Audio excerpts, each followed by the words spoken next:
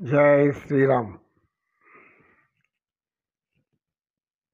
రామచంద్రుడితడు రఘువీరుడు, రామచంద్రుడితడు రఘువీరుడు, కామిత ఫలములియగలిగే ఈతడు, రామచంద్రుడితడు రఘువీరుడు. అందరికీ నా హృదయపూర్వక నమస్సుమాంజలు.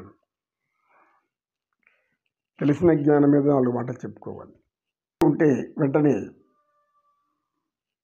తేజస్విని గురువుగారు తర్వాత ఏమైంది, అగస్త్యముని ఇంద్రజిమ్మునికి శాపం ఇచ్చాడు. ఆ తర్వాత ఏమైంది, ఏమవుతుందమ్మా? మహర్షుల శాపం ఫలించే తీరాలి. ఎందుకంటే వారు మహాతపస్సంపన్నులు. జ్ఞానమంతా అపూర్వమైన జ్ఞానాన్ని వాళ్ళు నింపుకొని ఉంటారు.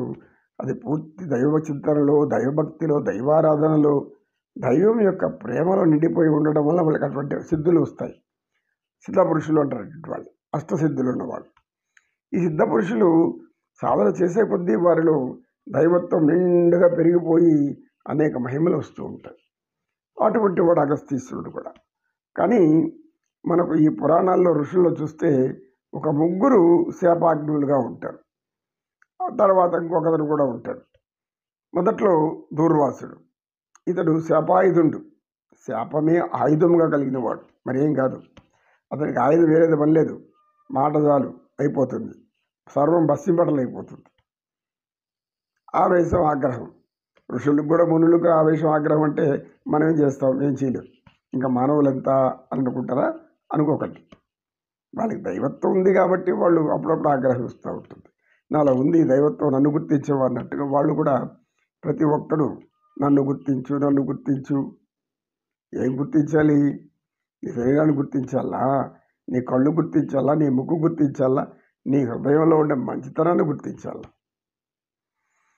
పరిగాడి పనులను చేసి దాన్ని గుర్తించమంటే ఎట్లా గుర్తించేది? ఇట్లా ఉంటారు జనం లోకంలో. కనుక ఈ అగస్త్యమునీశ్వరుడు శపించాడు. ఇంకొక శాపాయుధుడు విశ్వామిత్రుడు, ఇంకొక శాపాయుధుడు భృగు మహర్షి.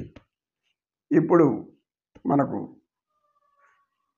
ఈ యొక్క అగస్తీశ్వరుడు కూడా శపించాడు ఇంద్రజిమ్ముని. ఇంద్రజిమ్మును వెంటనే ఎక్కడ లేని దుఃఖ సాగరంలో మునిగిపోయాడు. తండ్రి నారాయణ హరి, నీ నామజపంలో ఉంటే నన్ను కూడా ఇలాంటి బాధ పెడతావు కదా తండ్రి. పరమేశ్వర పరంధామాహి మాధవ మధుసూదన వైకుంఠవాస, నాకు ఎందుకయ్యా ఇలాంటి శిక్ష విధించావు అని వేడుకుంటాడు. మనసులో వేదన చెందుతాడు. వేదన, ఏం వేదన అంటే అది చెప్పలేనంత వేదన. ఈ యొక్క భక్తి 2 విధాలుగా ఉంటుంది. భక్తులంతా కూడా భగవంతుడిని 2 విధాలుగా ప్రార్థిస్తారు. ఒకటో విధానం వేదన, నివేదించుకోవడం, ఆయనకు వివరించుకోవడం, ఆయనకు విన్నపించుకోవడం, సమర్పించుకోవడం. దీన్ని వేదన అంటారు. రెండవది రోదన. రోదన భక్తి ఉంది. రోధించే భక్తులను కానీ భగవంతుడు ఆలస్యం చేస్తే వాళ్ళ ప్రాణం కూడా తీసుకుంటారు. ప్రాణాన్ని తీసుకునే స్థితికి వెళ్ళిపోతారు వాళ్ళు. అందుకనే భగవంతుడు ఏం చేస్తాడంటే ఎవరిదైతే రోదన భక్తి ఉందో వెంటనే వెళ్ళి వాళ్ళని కాపాడతారు. లేదంటే వాళ్ళు మరణిస్తారు. వాళ్ళు కూడా మరణించుకుంటారు. ఈ యొక్క శరీరాన్ని విడిచిపెట్టేస్తారు. శరీరం విడిచిపెడితే ముక్తి కదా అని మనం అనుకుంటాం. కానీ అక్కడ ముక్తి కాదు. భగవంతుడిని సేవించి, పూజించి, ధ్యానించి ఆయన కరుణ జరగలేదు అన్నప్పుడు ఆ రోదన వాళ్ళల్లో హృదయ విధారకరంగా ఉండి, ఆ హృదయ విధారకమైనటువంటి స్థితిలో వాళ్ళు స్పృహ కోల్పోయి ఎంతో భయంకరమైన బాధలు అనుభవిస్తూ ఉంటే భగవంతుడు చూస్తూ ఉన్నాడు కదా. బిడ్డ బాధలు పడుతుంటే తల్లిదండ్రులు ఊరుకుంటారా? ఊరుకోండరు. తమ సర్వస్వం దారపోసిన బిడ్డ బాధలను తొలగించడానికి తల్లిదండ్రులు చూస్తారు. అదేవిధంగా ఆ తల్లిదండ్రి భక్తుల ఎడల ఆ విధంగా ఉంటాడు. శ్రీహరి హరినామస్మరణకు మించినటువంటి స్మరణే లేదు. హరిహరాదులు ఆనందప్రియులు కనుక హరుడైనా హరి అయినా ఇద్దరు కూడా హరించే వాళ్ళ కష్టాల్లో పాపాలను మనం గమనించకపోతే కష్టం అది. కనుక ఈ హరినామ స్మరణతో నారాయణ నారాయణ అని తపిస్తున్నాడు. అప్పుడు అంతరాత్మ ప్రబోధం అతనిలో ఒకటి మేలుకొల్పింది. ఎప్పుడైతే గజమైపోయి ఈ గజమైనటువంటి ఈ యొక్క ఎక్కడున్నాడు ఇప్పుడు త్రికూట పర్వతం పైకి పడిపోయాడు. త్రికూట పర్వతము, త్రికూట పర్వతం అంటే అనేక మహిమ కలిగిన పర్వతాలు ఉన్నాయి. అక్కడ అనేక మహిమ కలిగిన పర్వతాలు శిఖరాలు ఉన్నాయి. అది ఎక్కడుందిరా అంటే ఆశ్చర్యకరమైనటువంటి భక్తులకు శాపాలు కూడా వరాలుగా మారుతాయి.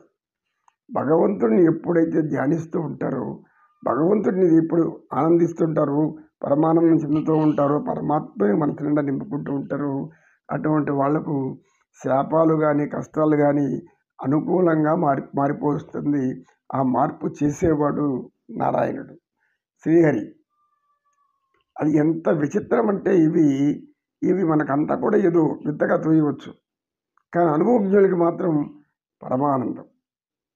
అనుభవించి తెలుసుకునేటువంటి వాళ్ళు, అనుభవం ద్వారా తెలుసుకున్నవాళ్ళు. అంటే ఆ భగవంతుని ప్రేమను అనుభవించి కష్టాలు వచ్చినప్పుడు కష్టాలు కూడా మనకు అనుకూలంగా పరిగణిస్తాయి, అవి మనకు మంచిని కలుగు చేస్తుందని చెప్పడానికి ఈ నిదర్శనాలు. త్రికూట పర్వతము, అక్కడ ఆ త్రికూట పర్వతాలు అనేటివి 10,000 యోజనాల దూరం వ్యాపించి ఉంది. 10,000 యోజనాల విస్తారం కూడా కలిగి ఉంది. అక్కడ అనేక మహిమాన్వితమైనటువంటి పర్వతాలు ఉన్నాయి, అనేక మహిమలు కలిగిన పర్వతాలు ఉన్నాయి. ఆ పర్వతాల్లో కొన్ని వజ్ర వైడూర్య మరకత మాణిక్యాది రత్నరాశులతో నిండిపోయింది. దాన్ని రజిత పర్వతం అంటారు, సువర్ణ పర్వతం అంటారు. సువర్ణ పర్వతం, సువర్ణం అంటే బంగారు, అంటే మీ నిత్యం బంగారు రంగులో మెరిసిపోతూ ఉంటుంది. దివ్య తేజస్తో, సూర్యుడి కంటే కూడా అమితమైనటువంటి వెలుగుతో బంగారు ఏ విధంగా అపరంజి మెరుస్తూ ఉంటుందో ఆ విధంగా ఉంటుంది. అందుకు ఆ పర్వతానికి సువర్ణ పర్వతం అని పేరు వచ్చింది. ఆ తర్వాత ఇంకొక పర్వతం ఉంది, అది రజిత పర్వతం. రజిత పర్వతం అంటే ఈశ్వరుడు వెండి కొండ మీద నివసిస్తుంటాడు. ఆయన కైలాసం అంతా వెండితో నిండిపోయి ఉంటుంది, రజితంతో నిండిపోయి ఉంటుందంటే తెల్లని వెలుగులు, మంచు ధారలు. అద్భుతంగా అక్కడ ఆయన హిమవంతుడి కుమార్తెని పెళ్లి చేసుకున్నాడు, పార్వతీదేవిని. అందుకని మామ హిమవంతుడు నా అల్లుడు, ఎటువంటి పరిస్థితుల్లో కూడా వేడి గిడి తగలకూడదు, హాయిగా చల్లగా ఉండాలని చెప్పేసేసి ఆ హిమవంతుడు మంచుని మెల్లగా దారాలుగా కురిపిస్తుంటాడు అక్కడ ఈశ్వరుడి పైన. ఆ తెల్లటి దారాల వల్ల ఆ కొండ వెండి కొండ అని చెప్పబడుతుంది. ఈ విధంగా అందరికి కలుగు చేయదంట. నమో నమో నమ. శ్రీకృష్ణం వందే జగద్గురు.